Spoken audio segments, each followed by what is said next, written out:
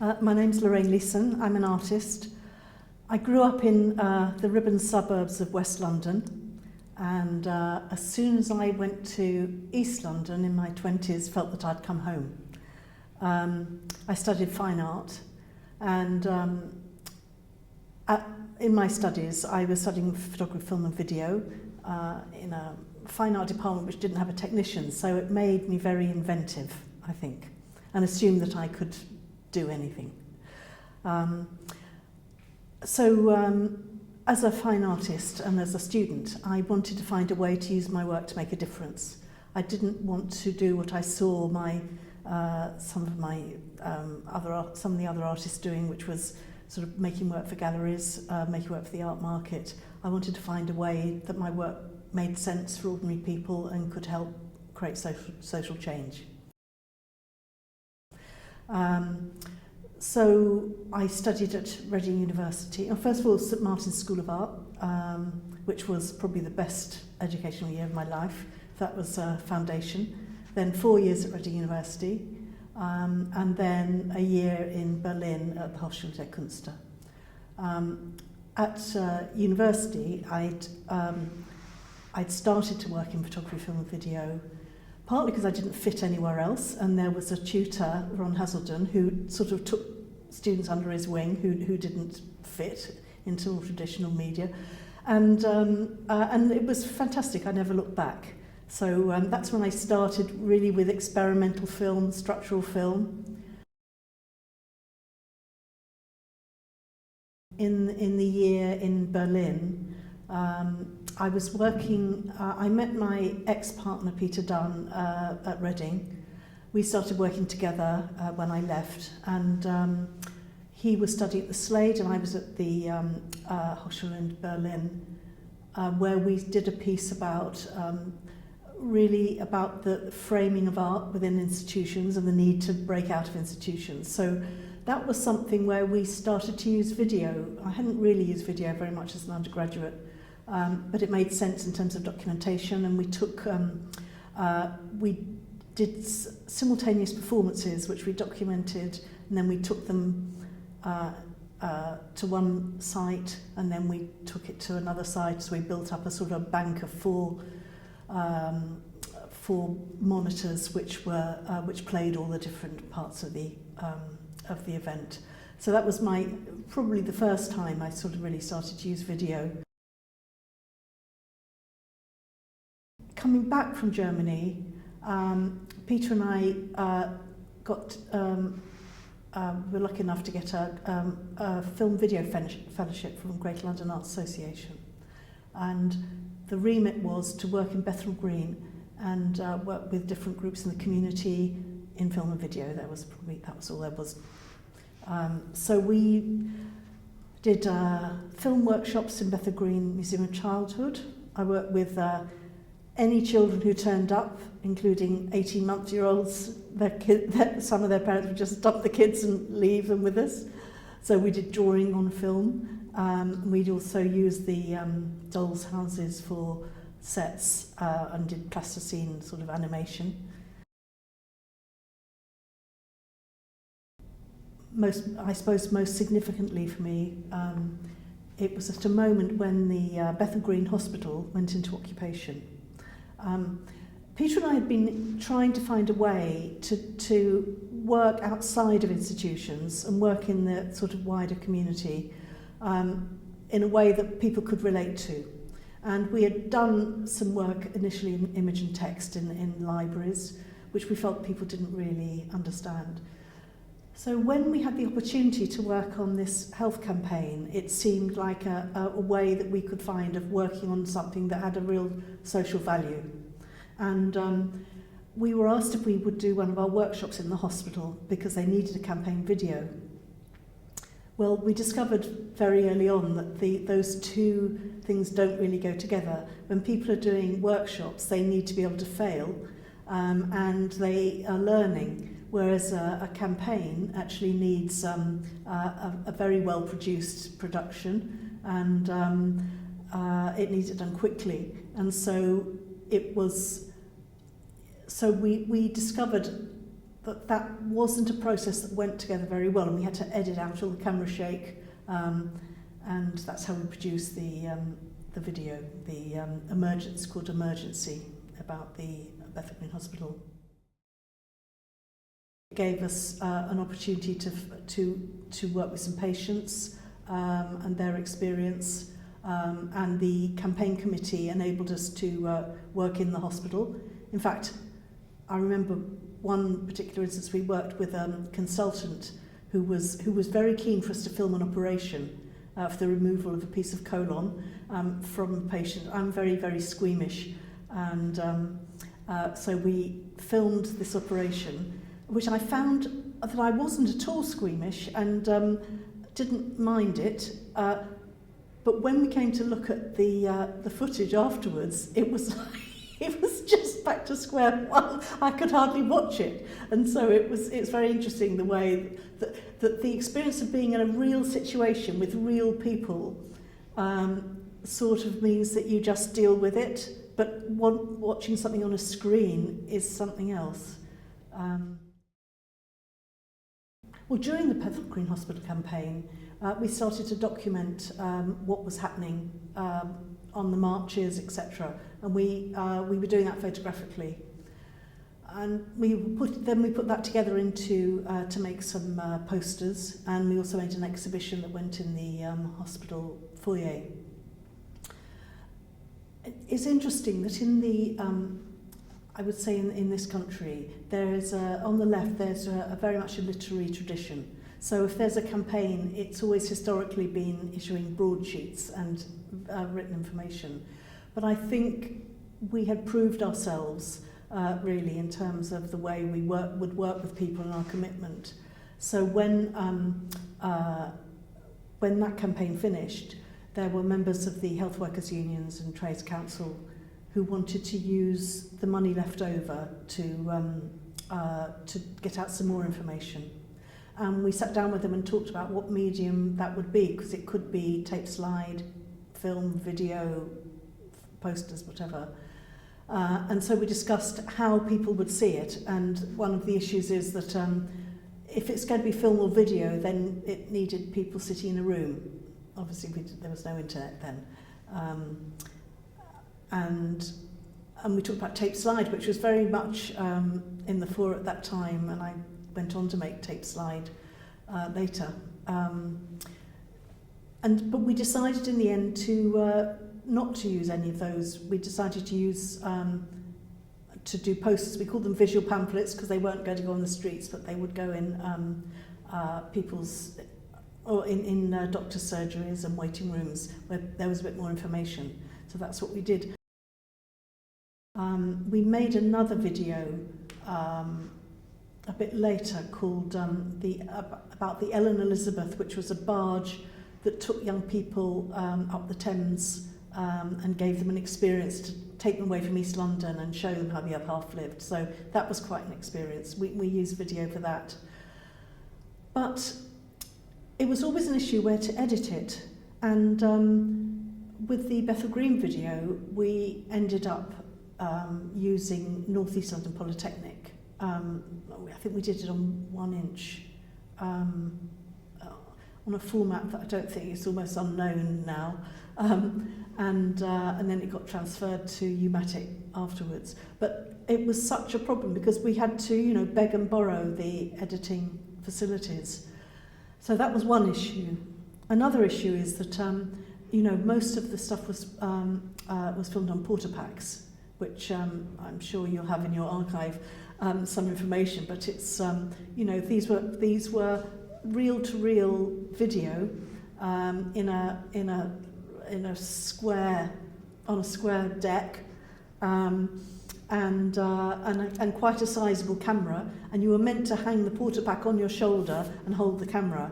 Well, for a small person like me, that just was never going to be possible. I mean, Peter and I did it because Peter held had it on his shoulder.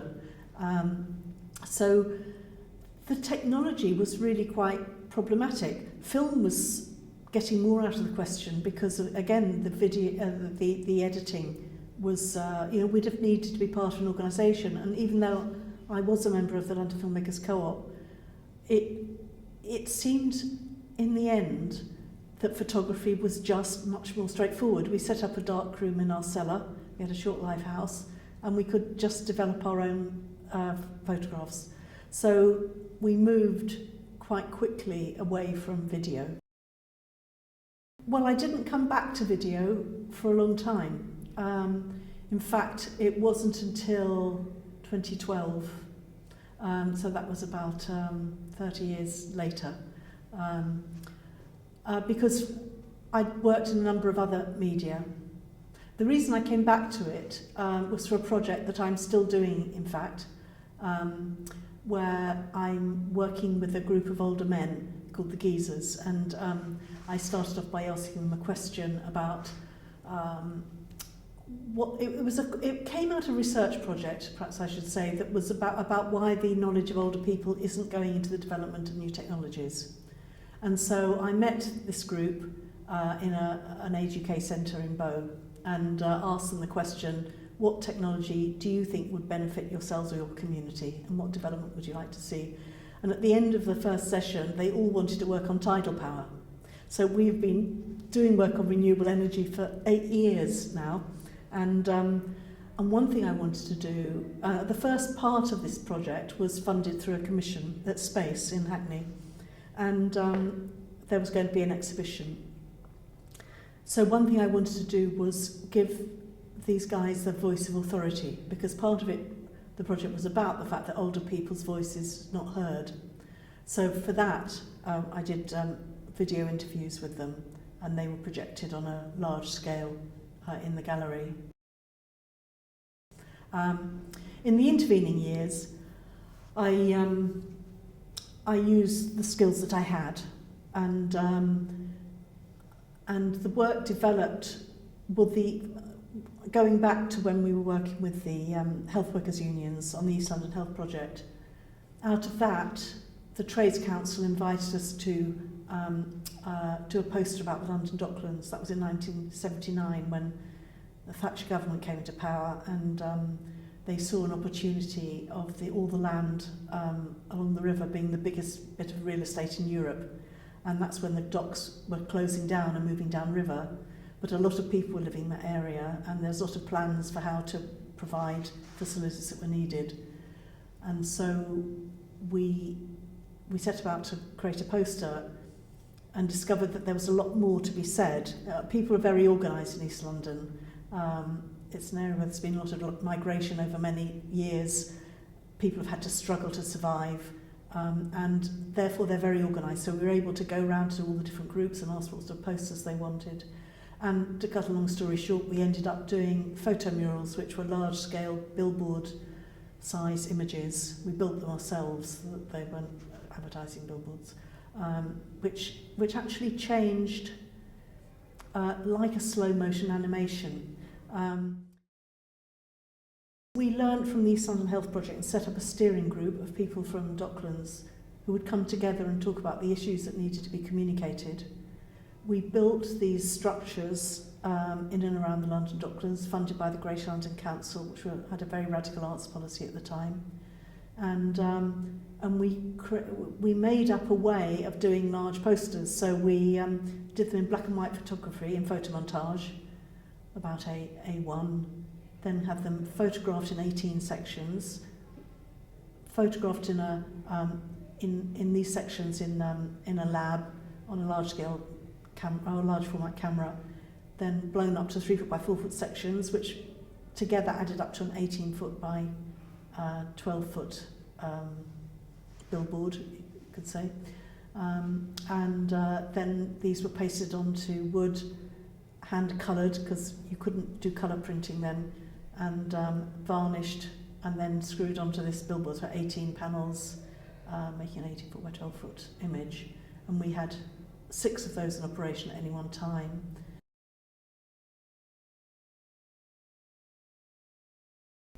The Docklands campaigning went through the whole of the 80s. And partly we were wanting to use art as a campaigning tool because we knew, having learned the history of art, we knew the power of art.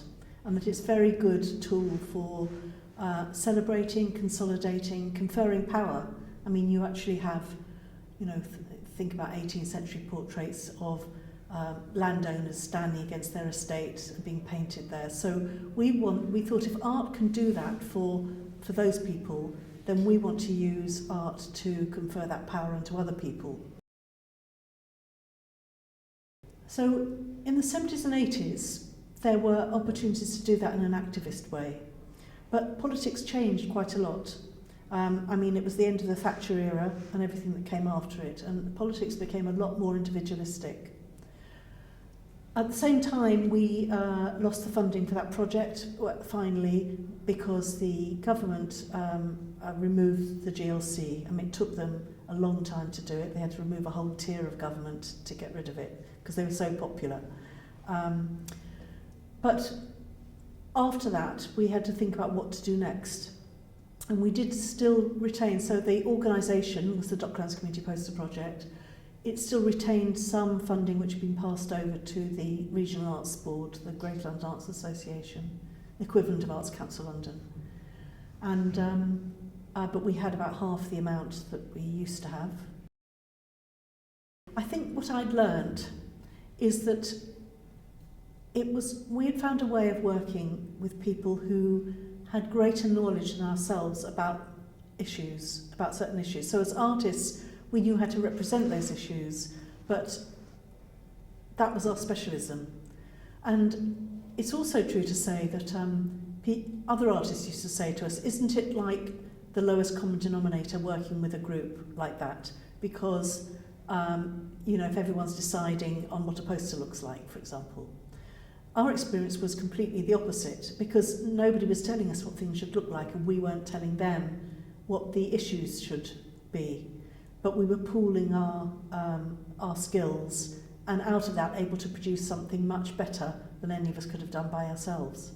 So what I knew is that it's always best to work with people for their best expertise, whether that is children who have amazing imaginations or young people who know what it's like to live in a place, or older people who know that they want to heat their homes more cheaply. I think we use the media that are at our disposal. So I think things will change as the technology changes, and people will also change the technology as they need it.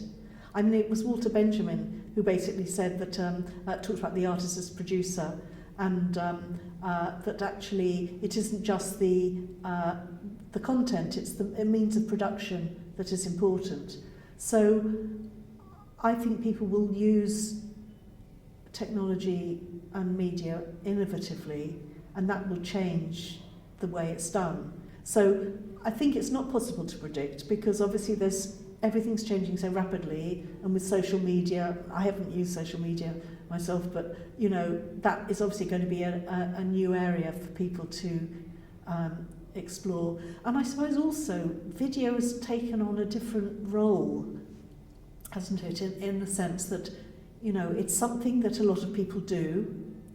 I always can't stand when it's done badly, but a lot of people take little snatches of video and it goes on YouTube or Vimeo or something, and so it's become a currency of the way information is disseminated and exchanged. So it's impossible to say how it's going to change, except that it is going to change. I think there's no question. And it's changed from when I was working in the 70s, because it was very straightforward then in a way. Even though I think that perhaps the experimental, although it was film, the experimental film perhaps did go further than a lot of film does now. But I think we move in and out of the technology, and we're going to use it to make new things happen. So I didn't know, for example, when I asked a question about technology to the geezers, that we were going to be doing tidal power. I thought we were going to be doing something with digital technology, but we didn't. So we're working with engineers. So I don't know, and I think it's part of art. The power of art is to work, is the unknown. I think artists work on the edge of the unknown, and that's what makes it important, because if we work within what's known, then we don't change anything. Nothing new happens. So you have to always be open to possibility.